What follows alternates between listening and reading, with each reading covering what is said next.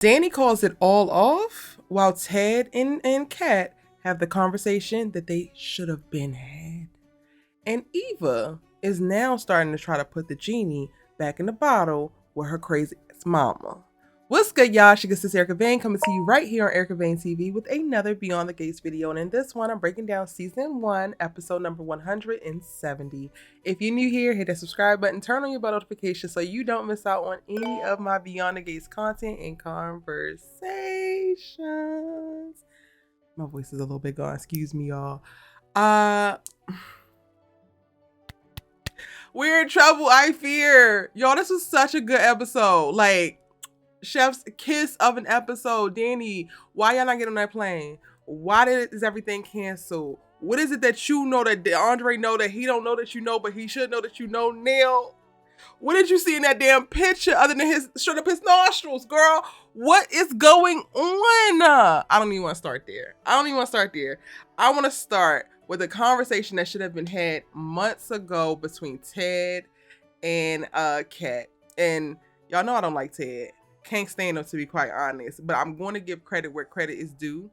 I am proud of him for parts of this conversation. The one thing I'm still going to hold his feet to the fire about is the matching of energy, because you got all of this energy to tell Kat to back. You got all this energy to ask Kat to meet this girl where she at. You got all this energy to tell Kat that basically she's a snob in all of these different types of ways. But where's the energy when Kat says that girl slept with my man?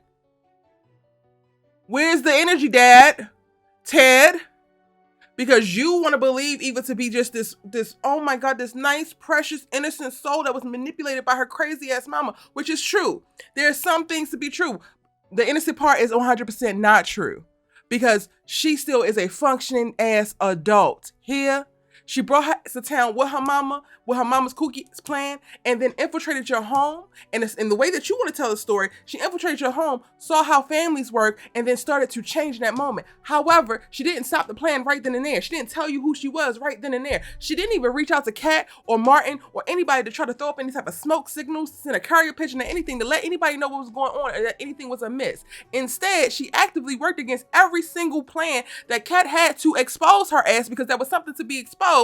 So where was the change in happen at? While she was covering up for her tracks and covering up for her damn mama. I'm not gonna ever let go of her hiding that damn motorcycle jacket and that helmet, Ted. And there's some things, okay, you don't actually know about, but you can't move through life claiming that the things that you don't know about aren't actually like true just because you don't know about them. That's the thing. You don't know what you don't know. And the way that Ted has entered into his relationship with Eva, he is putting all the blame onto Leslie, because it's the easiest place to put it. And she's not a minor. She's not a manipulative or a manipulatable child in the way of like all of her stuff was dependent upon her mama and she could have no actual thoughts of her own. So the way that he's having this conversation of like, oh, well, all of this is damn Leslie's fault. No, it's not, because Leslie didn't make her sleep with that girl, man. And then there's nothing there. We get a cut to a damn commercial. We come back and you have no energy for that. Now, he does go to the country club at the end of the episode, and he runs into them and he's thanking Leslie for helping out Mr. Linguini. That just tickled me. And I'm expecting.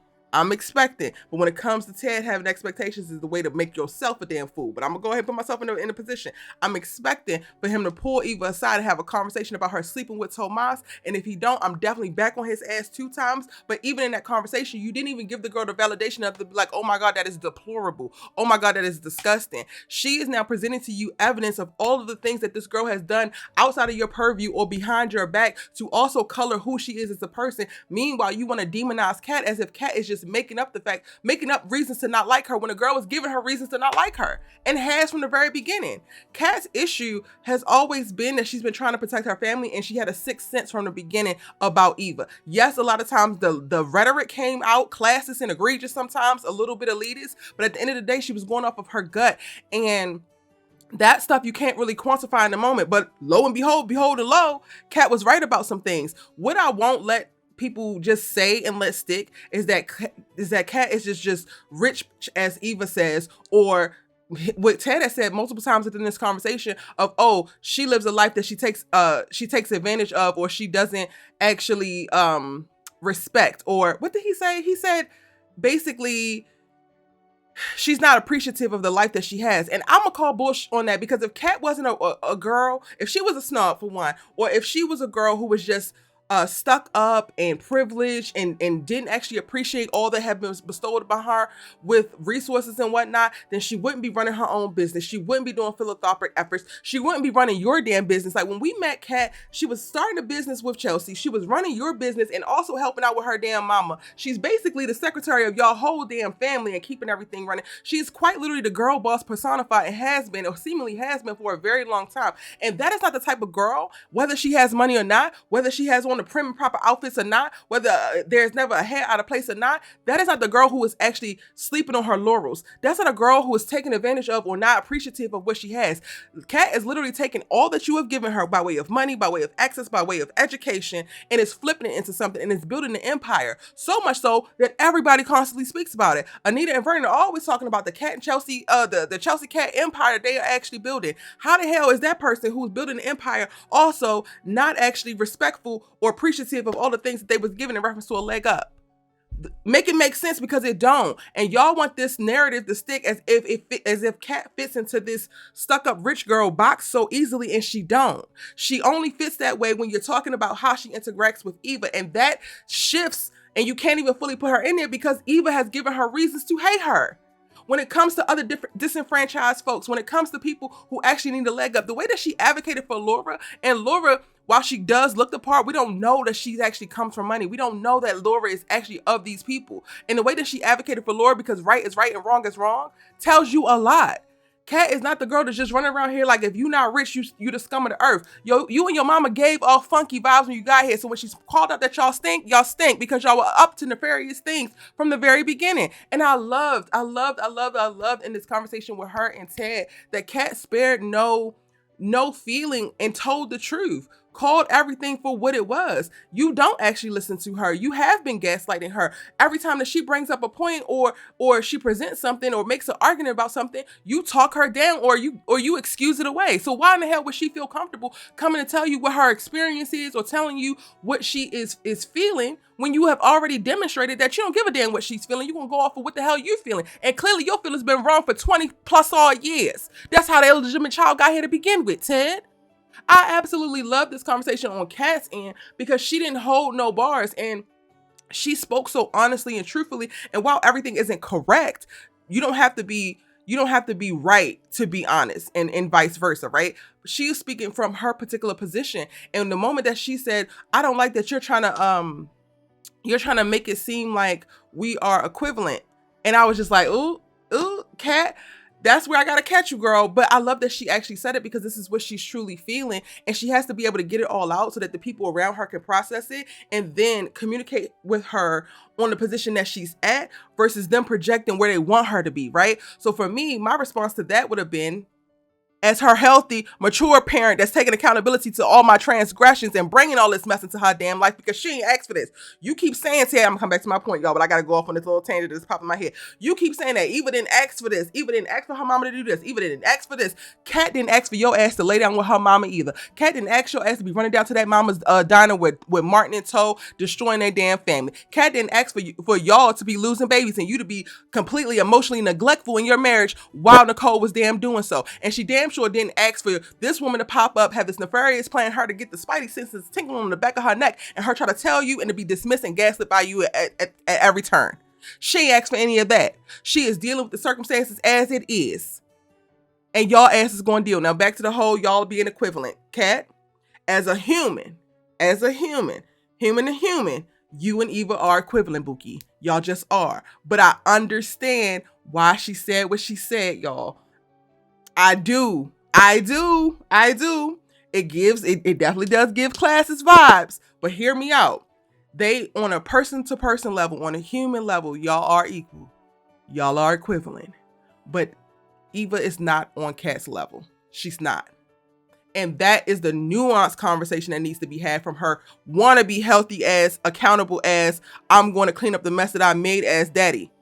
But I don't think that he has the capacity to do that. So we just going to have that conversation here on Erica Vane TV. Right. Y'all are not on the same level, but y'all are equal in footing in reference to people or personhood. And that is the tricky part that Kat is navigating. Like, Kat is saying a bunch of things, and I think that this was just so beautifully written. I gotta go back and see who wrote today's episode, or if y'all know, let me know in the comment section. Because when Ted said, I asked her to call me dad, but I didn't ask you not to. She's like, I couldn't not call you dad if I tried. I love that. That was so brilliant, because yes, the shock value of her saying, you gotta pick and I'm not your daughter no more. We get it. It was dramatic. It was a lot, but it was never really truly going to ring true. It was never truly going to be the case, which takes me back to what I said in I think it was the breakdown from yesterday, of like, Eva needing to come with a little bit more humility, because some things get said and they just get said. There are things, and yes, they could be hurtful to you because of how it lands on the ear, but there is no actual taking into account how Kat feels on Eva's part. And by Kat letting him know, like, I could not call you dad, or you wouldn't be my dad. You could not be my dad even if I tried. That to me is what was speaking true to her actual heart. And she was lashing out before, but this is what it actually is. Even how she like not welcomed him in, but she didn't shun him away. Like, they had the whole conversation. I thought that Kat's position in this dialogue with Ted in this episode was 10 out of 10. She hit every point that she needed to make. She pointed out that Eva is one person when it comes to Kat and another person when it comes to him. And he is not seeing it because, one, he's not actually looking for it. He's looking for reasons to excuse away all of the things that Eva does. And yet and still, he's looking for reasons to demonize Kat or to penalize Kat. And I love that Kat said that she came in to destroy our family and you are rewarding her for it. Because he is. And whether that's his intent or not, that's what's actually playing out. And that's playing out because you are not actually holding Eva accountable. That is how Eva can sit across from her mama having breakfast in the same morning that you're having a conversation with Kat, and tell the story 3 times of how she read Kat for Filth, because she's getting this dopamine hit and she's getting this clout between her and her mama, knowing damn well that her mama only gives a damn about this negative energy towards Kat because it still annihilate the damn Dupree Richardsons. If Eva really had grown, if Eva really is different, she could have said what she said to Kat, even though I think that she shouldn't have took her ass to the studio to begin with, but she would not be going to go tell this story to her mama, because you know the negative energy that your mama feeds off of. And you even in that moment, even clamoring and like absorbing all the praise that Leslie has of like, yeah, girl, you did it. And I'm so proud of you. Like, at what point do you stop and think when a damn demon and or crazy woman, because you talking about why she ain't check her about calling you crazy, your ass is crazy, Leslie. It's just giving truth. Who gonna check me? Anyway, you're sitting there and you're accepting the praise of a person who operates on a lower level morally, who has tried to unalive a person to put you in a certain position to keep going a goofy ass plan. Like, you know all of these things, Eva, and you are still accepting the praise of your mama, and she is likening you to her. And there's no red flags there. But Ted wants everybody to believe that your ass has changed. Meanwhile, you are accepting the adaptation into your mama's whole like mentality and being and lifestyle that she's creating within this place. If Eva has changed, if Eva is a better person, then she would not be seeking the validation of her goofy ass mama, because she knows how goofy her mama is. And you know how we know that she knows? Because she decides to try to chastise Jan for being the friend that you asked her, damn near begged her to be. Which also, Eva, you're asking for a little bit too much. You talk about some don't give my mama the benefit of the doubt, but still be her damn friend. I'm not navigating those damn waters. If I can't give my friends the benefit of the doubt, then I can't actually be your damn friend. If you want some nefarious ass missions that don't align with the type of person that I want to be, and you out here doing goofy you want to be a side chick, you want to do this, you want to do that, I had a conversation with you, and you lie to me, and you lie to me believably, I am not doing detective work to figure it out. You will get your ass cut off before I decide to start wading in the water of the murkiness that is your morality. Go to hell and take your little ass daughter with you.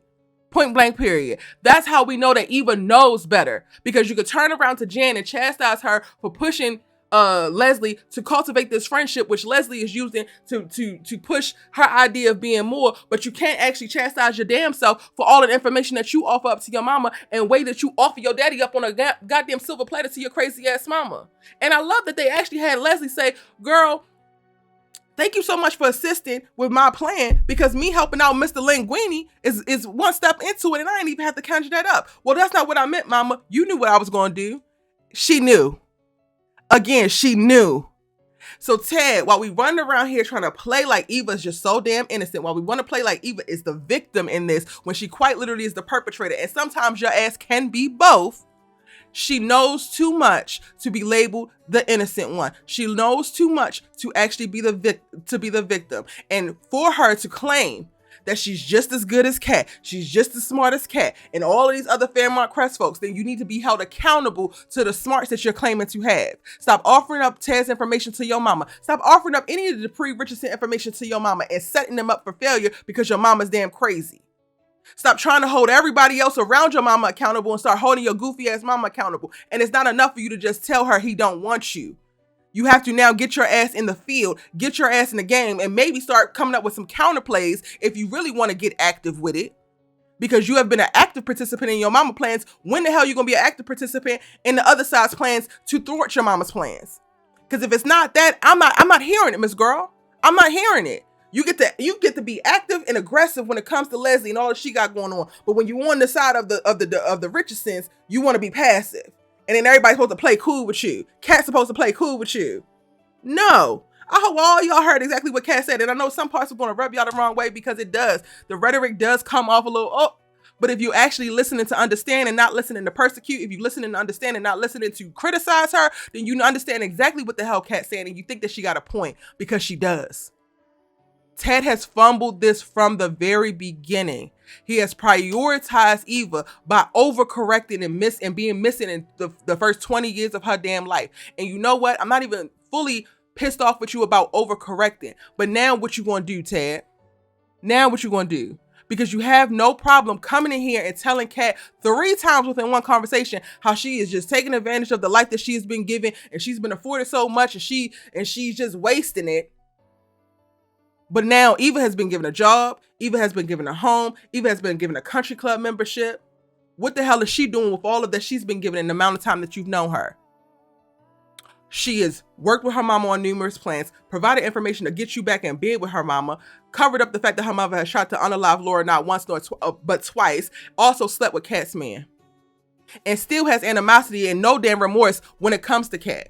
There was somebody in the comment section, which I want to save this comment to respond to for one of my videos of Child in the comments. They're like, why would Eva have any humility when it comes to Kat? Because she has been the aggressor. Yes, Kat has been snarky. Yes, Kat has been rejecting of Eva's presence, but Kat has not been the person provoking things. That has been Leslie and Eva Stilo.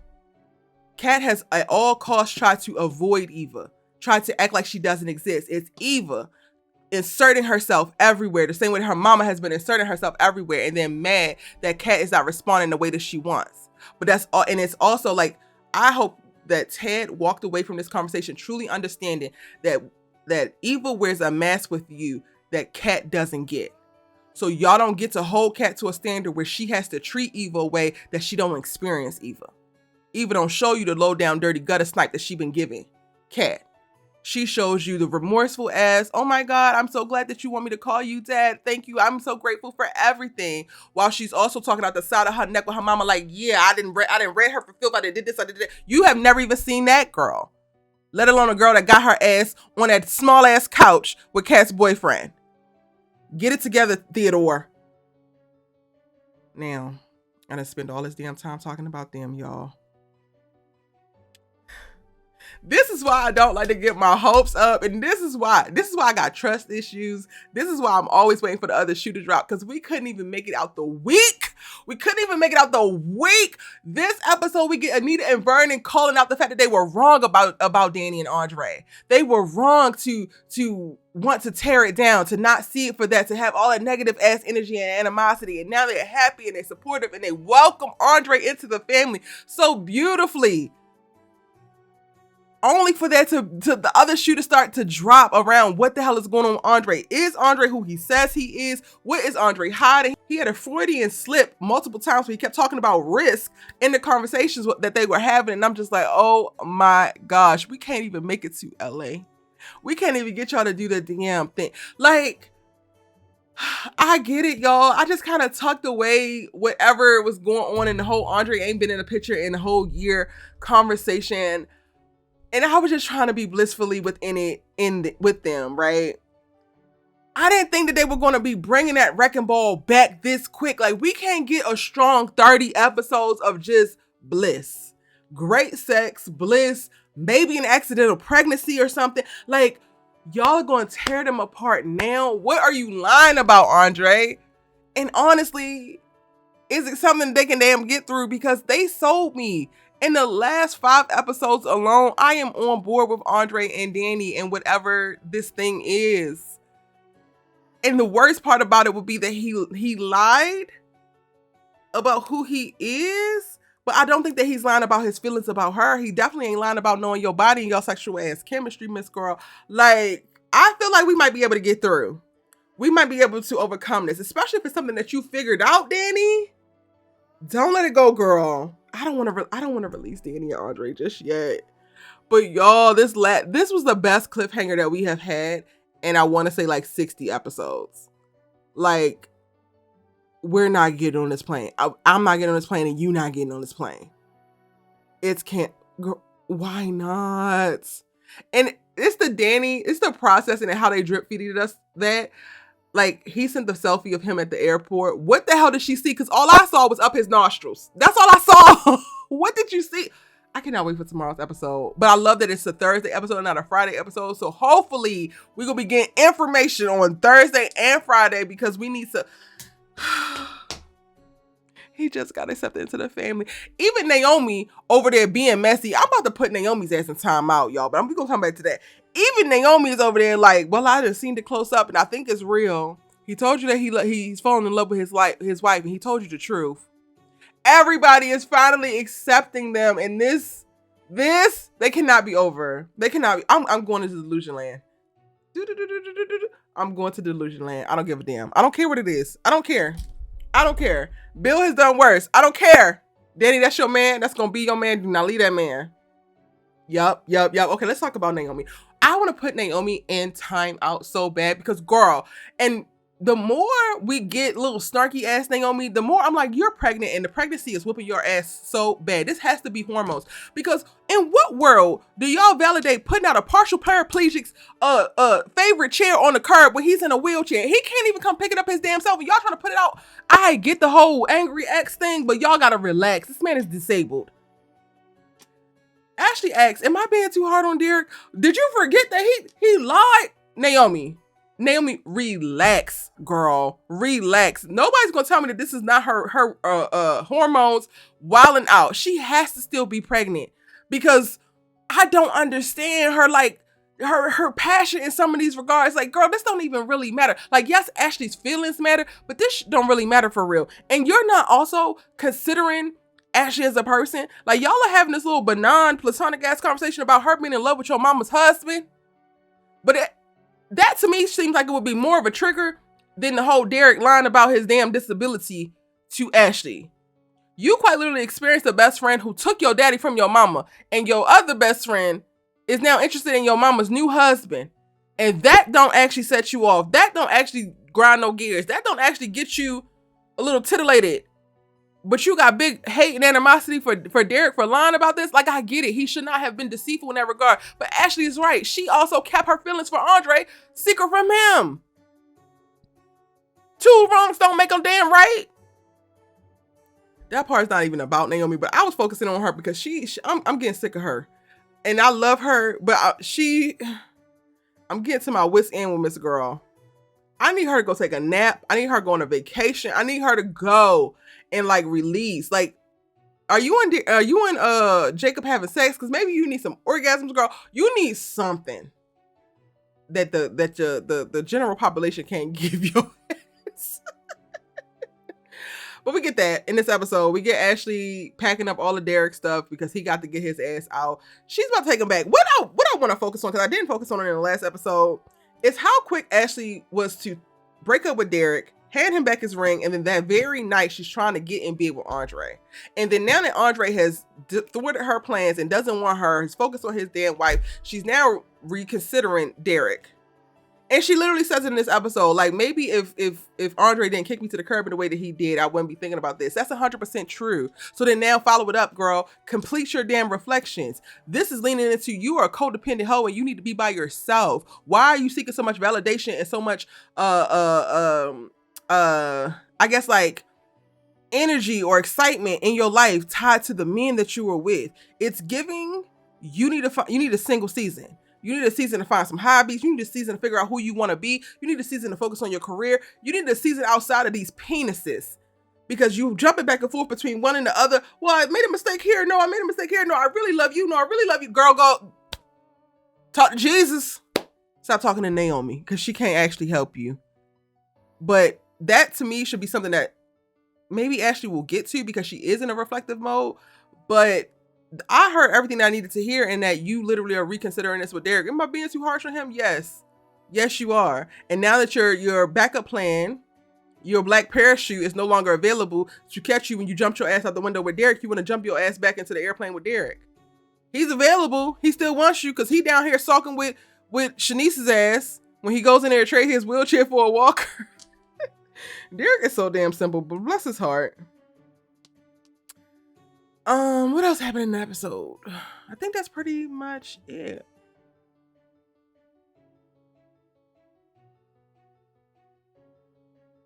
That's all I got, y'all. Let me know what you thought in the comment section down below. It's your good sis, you Let's Talk TV with, and I'll see you in the next one.